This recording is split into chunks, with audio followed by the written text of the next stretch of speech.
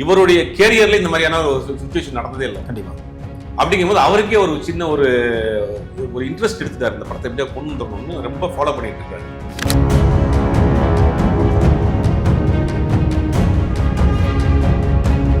Final கார்டில் ஒரு 15-20 வருஷத்துக்கு முன்னாடி ஆப்ரேஷன் பண்ணி பெட்டில் படுத்து பெட் பேஷண்டாக இருக்கிறப்ப அப்படியே பெட்டோட வந்து ஒரு ஷாட் ஷூட்டிங் ஸ்பாட்டில் பக்கத்தில் பெட்டு போட்டுருவாங்க. ஒரு ஷாட் நடிச்சு கொடுத்து திருப்பி பெட்டில் படுத்துருவோம். நிற்க முடியாது ரொம்ப நேரம். இந்த படத்தை பொறுத்த வரைக்கும் உடம்பு முடியாமல் இருந்தப்போ கூட 2 படம் பண்ணார். ஒரு நாளைக்கு 4 மணி நேரம் 5 மணி நேரம் தூங்கிட்டு காலையில் அங்கே ஒரு ஷூட்டு, சாயங்காலம் அங்கே ஒரு ஷூட்டு, இது இன்பிட்வீன் கேப்பில் அங்கே வந்து டப்பிங் பேசிட்டு போனார்.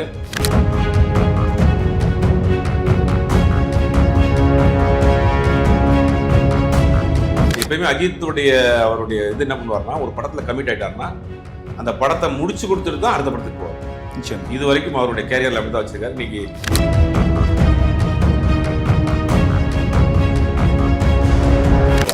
எல்லாருமே வந்து ரெடியாக தான் இருந்தாங்க. கடுமையான முயற்சி பண்ணிட்டு இருந்தாங்க. கொண்டு வந்துடணும் பொங்கலுக்கு அப்படிங்கிற முயற்சிகள் எல்லாருமே இருந்தாங்க.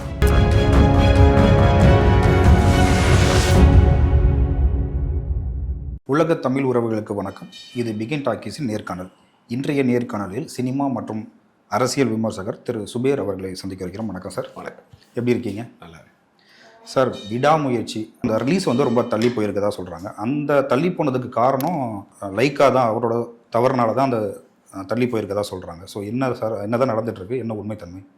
இல்லை, உண்மை என்னென்னா இது யாரும் காரணம் கிடையாது. ஆக்சுவலாக கடைசி நிமிடம் வரை 31ஆம் தேதி இரவு 6 மணி வரை இந்த படத்தை எப்படியாவது ரிலீஸ் பண்ணிடணும்னு எல்லா தரப்புலையுமே முயற்சிகள் பண்ணிட்டு இருந்தாங்க. தயாரிப்பு நிர்வாகம் தரப்பு, டைரக்டர் தரப்பு, இசையமைப்பாளர்கள் மற்ற எல்லாருமே வந்து ரெடியாக தான் இருந்தாங்க. கடுமையான முயற்சி பண்ணிட்டு இருந்தாங்க கொண்டு வர்றதுக்கு. அது சந்தர்ப்ப சூழ்நிலை, சில சிக்கல்கள் இருந்துச்சு. டேட் அனௌன்ஸ் பண்ணிட்டு கண்டென்ட் கொடுக்க முடியாமல் போச்சுன்னா அது வேற மாதிரி ப்ராப்ளம் ஆயிரும். தேட்டர் நிறைய தேட்டர் புக் பண்ணியிருந்தாங்க. அப்படிங்கும்போது தேட்டரும் வேஸ்ட்டாக போயிடும், ஆடியன்ஸும் வேற மாதிரி ரியாக்ட் பண்ண ஆரம்பிச்சிடுவாங்க. அப்படிங்கும்போது வேறு வழியே இல்லாமல் ஒரு 7 மணி வாக்கில் ஒரு முடிவு எடுத்துகிட்டு படத்தை தள்ளி வைப்போம் அப்படின்னு முடிவு பண்ணி தள்ளி வச்சுட்டாங்க. இதில் எல்லாருமே கனெக்டில் இருந்தாங்க. அஜித் தரப்புல இருந்து ரொம்ப அவர் இந்த படத்தை ஆக்சுவலாக அவர் ரொம்ப எதிர்பார்த்துட்டு இருந்ததாகவும் அவர் ஈகராக வெயிட் பண்ணிட்டு இருந்ததாகவும் சொல்கிறாங்க. ஆக்சுவலாக அவர் வந்து கண்டிப்பாக ரிலீஸ் ஆகிடும் அப்படிங்கிற மாதிரி நம்பிக்கையில் இருந்ததாக சொல்கிறாங்க. ஸோ அவருக்கே இது வந்து ரொம்ப டிசப்பாயின்டாக தான். ஆமாம், அவருக்கே ஒரு ஷாக் தான். இந்த படத்தில் ஆரம்பித்ததுலேருந்து ஒரே ப்ராப்ளம், முயற்சியில் பிரச்சனையாக தான் இருக்குது. எல்லாருக்கும் தெரிஞ்ச விஷயம் தான் பல விஷயங்கள். இந்த படம் எப்படியா கொண்டு வந்துடணும்னு நினைக்கிறாங்க. ஏன்னா வந்து ரொம்ப நாள் ஆச்சு. எப்பயுமே அஜித்துடைய அவருடைய இது என்ன பண்ணுவார்னா, ஒரு படத்தில் கமிட் ஆகிட்டார்னா அந்த படத்தை முடிச்சு கொடுத்துட்டு தான் அடுத்த படத்துக்கு போவார். நிச்சயமா இது வரைக்கும் அவருடைய கேரியரில் அப்படி தான் வச்சிருக்காரு. இன்னைக்கு அவர் நினைச்சாலும் ஒரே நேரத்தில் 3 படம் 4 படம் நடிக்கலாம், எனக்கு படுறதுக்கு ரெடியாக இருக்கிறாங்க. கண்டிப்பாக. அவரை பொறுத்த வரைக்கும் என்னன்னா, ஒரு படம் கமிட் ஆகிட்டோமா முழுவதுமாக அந்த படத்தில் இன்வால்வ் ஆகி டேரக்டர் என்ன சொல்கிறாரோ செஞ்சு கொடுத்துட்டு முடிச்சுட்டு அடுத்த படத்துக்கு 2 மாதம் ரெஸ்ட் எடுத்துகிட்டு போவார். இந்த படத்துக்கு பிப்ரவரி வரைக்கும், போன வருஷம் பிப்ரவரி வரைக்கும் டேட் கொடுத்துருந்தார். பட்டு பிப்ரவரிங்கிறது எக்ஸ்டெண்ட் பண்ணி கொடுத்த டேட்டு. கண்டிப்பாக. அதை வந்து இந்த எடுக்காமல் போனது, நான் அங்கே போய் கிளைமேட்டு ப்ராப்ளம் வந்ததெல்லாம் தாண்டி பிப்ரவரி வரைக்கும் டேட் தர்றேன், நீங்கள் படத்தை முடிச்சிருக்கேன்னாரு. பட் அது பல காரணங்கள். டேரக்டர் ரொம்ப ஸ்லோவாக எடுத்துட்டாரு, ரொம்ப ஓவர் பெர்ஃபெக்ஷன் பார்த்துட்டாரு. அப்புறம் அங்கே போய் ஷூட் பண்ண முடியாமல் போய் சில வெதர் கண்டிஷன்லாம் மாறி போய் அங்கே ப்ராப்ளம் ஆனது. இப்போ லைக்காவுக்கு நடந்த இந்தியன் 2ல் நடந்த ப்ராப்ளம் எல்லாம் சேர்ந்து அது டிலே ஆயிடுச்சு. இப்போ அது வரைக்கும் வெயிட் பண்ணார், பிப்ரவரி வரைக்கும் வெயிட் பண்ணார். அப்புறம் அவங்க முடிக்க முடியல அப்படிங்கிறதுனால தான் உங்களுக்கு ஏப்ரலில் குட் பை டக்லியே ஸ்டார்ட் பண்ணார். ஆக்சுவலாக ஏப்ரலில் வச்சிருக்க பிளான் எப்படின்னா, இது முடிச்ச பிறகு பண்ணுவோம் அப்படிங்கிற மாதிரி தான் ஐடியா. ஆனால் அது முடியலங்கிறதுக்கு பிறகு தான் குட் பை டக்லியே ஸ்டார்ட் பண்ணாங்க. எப்படியாவது கொண்டு வந்துடணும் பொங்கலுக்கு அப்படிங்கிற முயற்சிகள் எல்லாருமே இருந்தாங்க. ஸோ அந்த என்ஓசி பிரச்சனைங்கிறது வந்து லைக்கா நிறுவனத்துக்கு நல்லா தெரியும் இல்லை? ஸோ இப்போ இந்த டைம் வந்து லீவு அப்படிங்கும்போது ஸோ இதுக்கு முன்னாடியே அவங்க முயற்சியை பண்ணியிருக்கோம்ல அதை வெளில கொண்டு வரது. ஆக்சுவலாக இந்த என்ஓசி ப்ராப்ளம்ங்கிறது வந்து வராதுன்றதான் நினச்சாங்க. ஒரு 1997 வந்த ஒரு படம், அது சென்னையிலேயே ரிலீஸ் ஆச்சு அந்த படம்.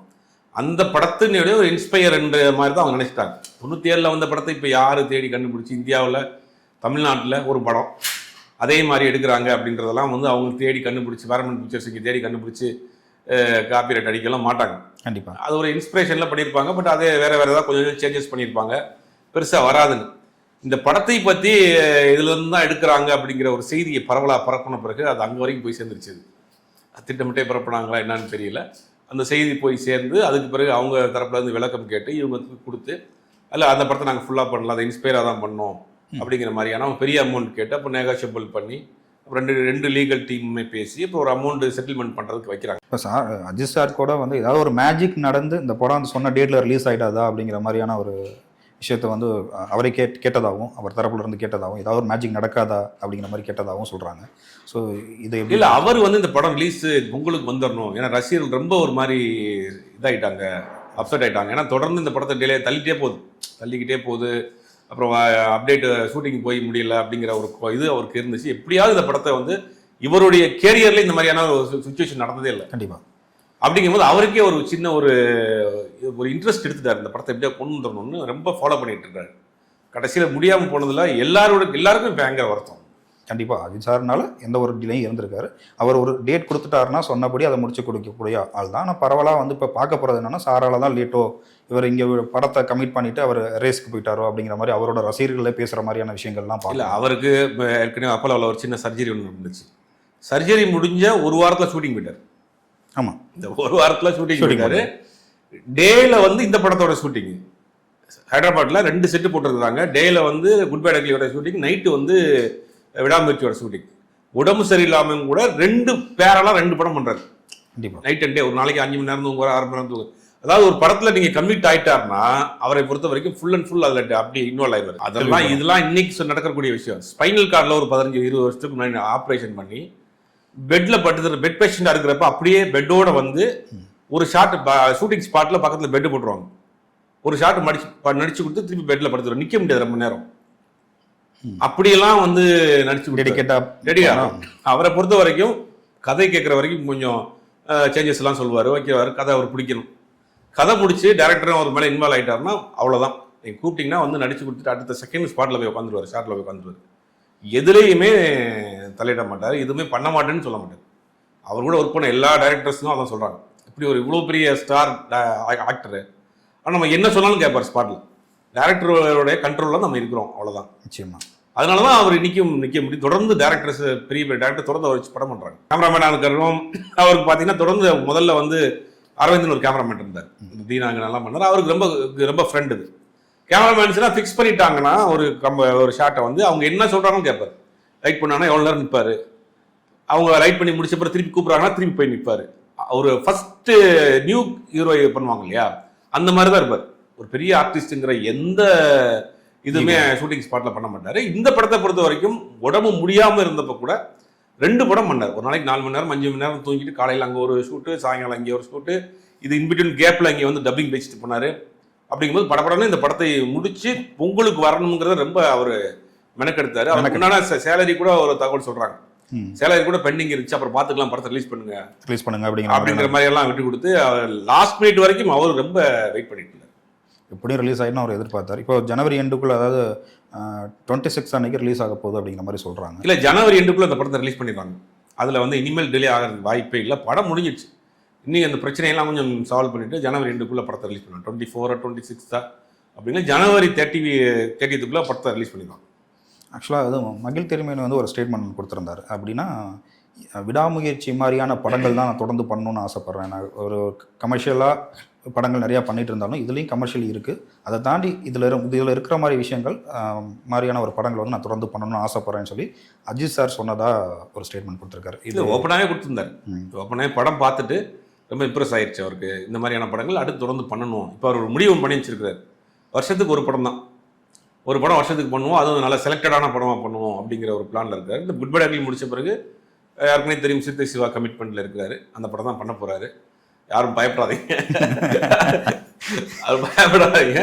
சிறுத்தை சிவாவை பொறுத்த வரைக்கும் இவர் கூட செட் ஆகும்.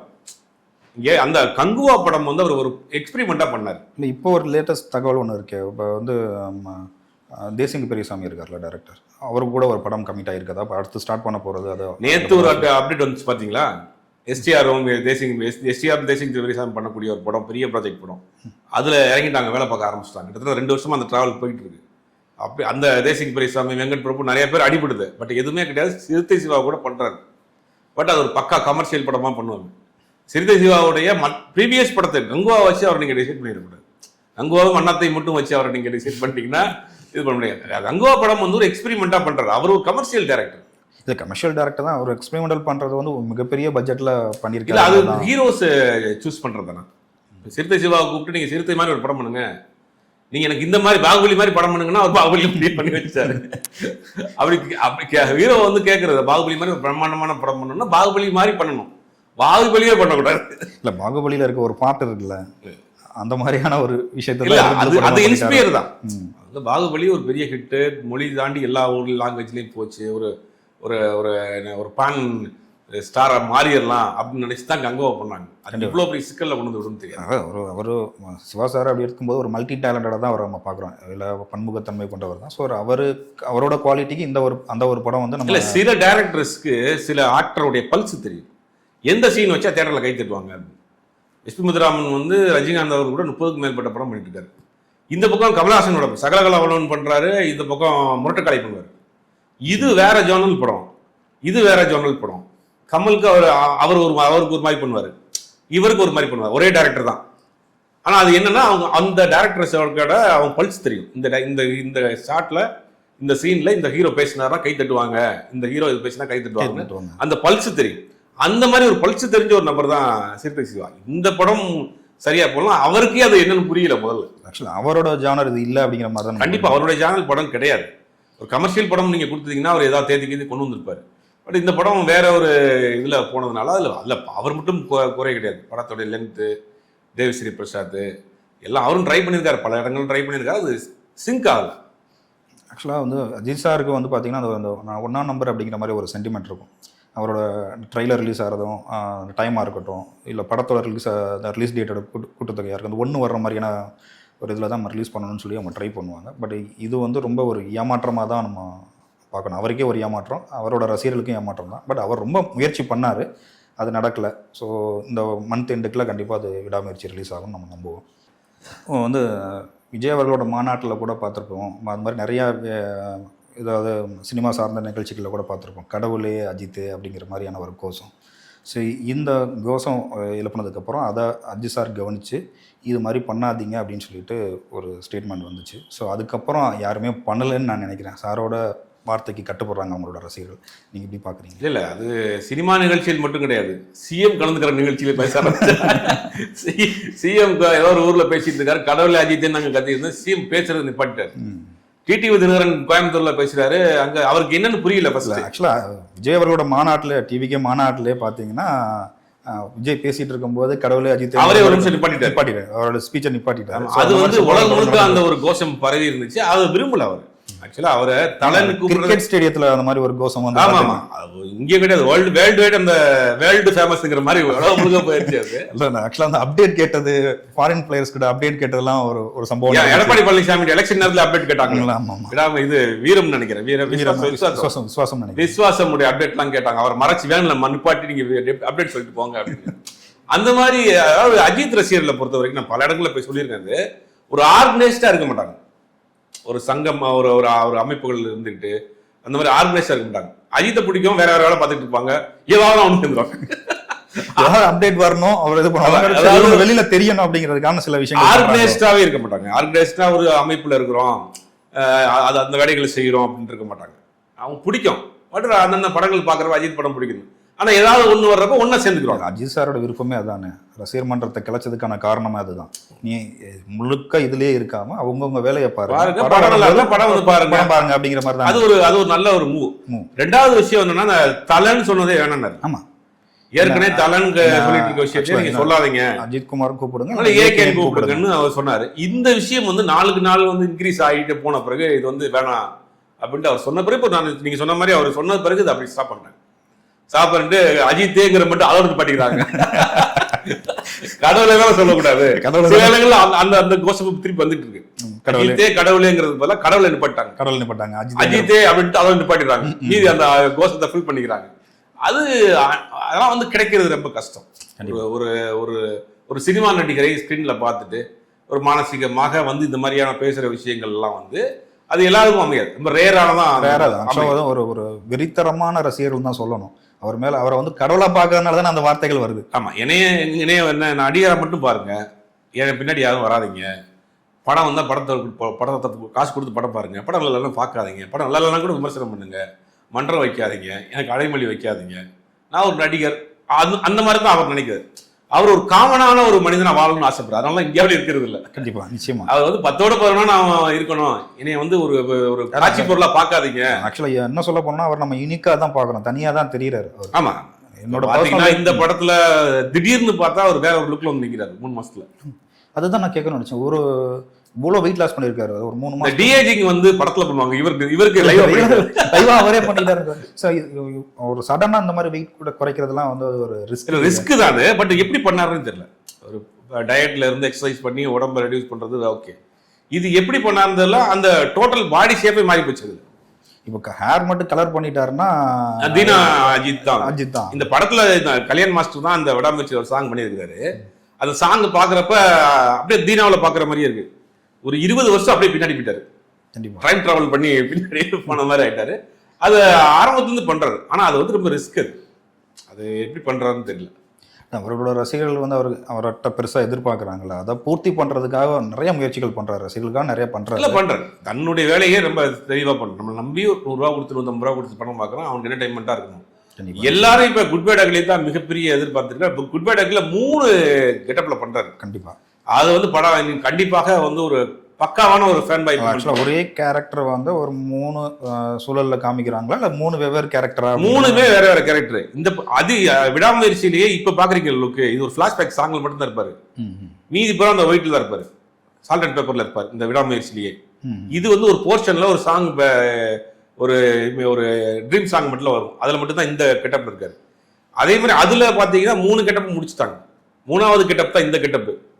அப்படி டோட்டலா படத்தை 2 படமும் முடிச்சு வச்சிருக்காங்க. பேக் டு பேக் ஒரு அடுத்தடுத்த படங்கள் வர ரெடி ஆயிட்டாங்க. கண்டிப்பா, நிச்சயமா. ஆக்சுவலா வந்து பாத்தீங்கன்னா இவருக்கு இருக்கிற ப்ராப்ளமுக்கு, உடல் இதுக்கு வந்து டூப்பு இல்லாம நிறைய காட்சிகள் வந்து அவர் சண்டை காட்சிகள்லாம் பண்ணிட்டு இருக்காரு. ரொம்ப நிறைய ரிஸ்க் எடுக்கிறாரு.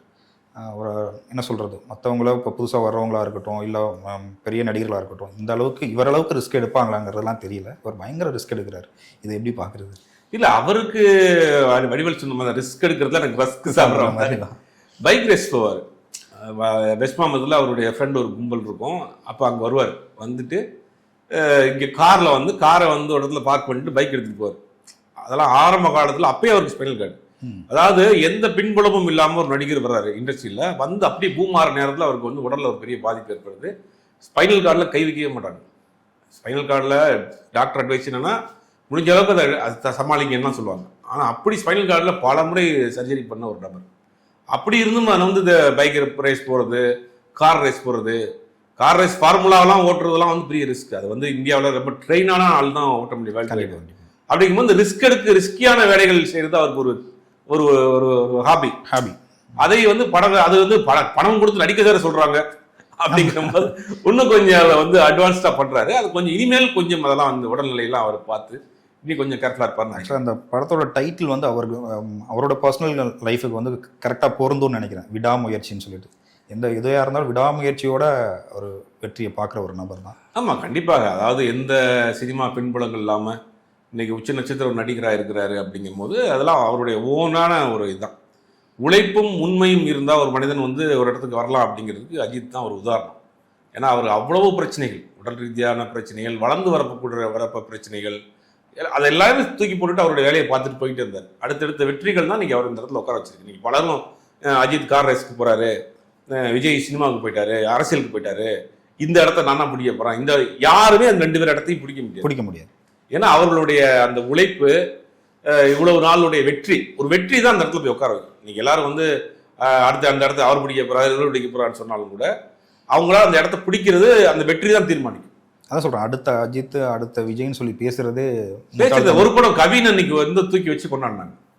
தொடர்ந்து 2 படம் ஃபிளாப். அப்படிங்கும் போது சொல்ல முடியாது. இன்னைக்கு ஒரு படம் விஸ்வகார்த்தினுக்கு ஓடிச்சு அமரன் ஒன்று, அடுத்த விஜய் அவர் தான் அப்படிங்கிறாங்க. பட் அடுத்தடுத்த வெற்றிகள் தான் அது தீர்மானிக்கும், முடிவு பண்ணும். ஏன்னா அஜித் விஜய் மாதிரியான ஆட்கள் பல தோல்விகளையும் சந்திச்சிருக்கிறாங்க, பல தொடர் வெற்றிகளையும் சந்திச்சிருக்கிறாங்க. கண்டிப்பா. அப்படிங்கும்போது அந்த இடம் தான் வந்து உங்களை வந்து தீர்மானிக்கும். இன்னைக்கு சொல்றது வேணா சொல்லிக்கலாம், ரசிகர்கள் வந்து ஆசைக்கு அந்த இடத்த இவர் பிடிக்க போறாரு, இந்த இடத்த அவர் பிடிக்க போறாரு, அவர்கிட்ட இருந்து இது வாங்கிட்டாரு, இவர்கிட்ட அதை வாங்கிட்டாருன்னு சொல்லலாம். வெற்றிகள் தான் அது தீர்மானம். கண்டிப்பா. ஸோ இந்த படம் தள்ளி போகிறதுக்கு எந்த வகையிலும் அஜித் சார் காரணம் கிடையாது. அவரே வந்து வெயிட் பண்ணிட்டு இருந்த ஒரு விஷயம் தான். இந்த ஜனவரி எண்டுக்குள்ளே அந்த படம் நம்ம ரிலீஸ் ஆகும் அப்படின்னு சொல்லி நம்பலாம். கண்டிப்பாக.